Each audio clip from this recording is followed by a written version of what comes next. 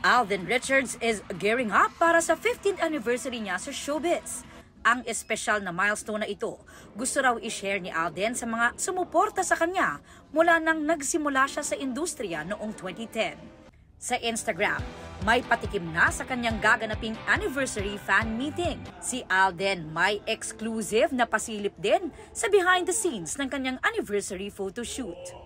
Nami-miss ko lang doing events like this, to be immersed in the presence of my supporters. Time is a very valuable gift you can give to someone, most especially your supporters, di ba?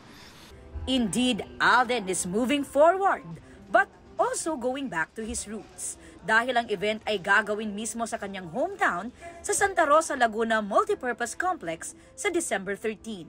Sa tinagal-tagal ko sa industriya, hindi pa ako talaga nakagawa ng isang malakihang event sa community kung saan ako lumaki.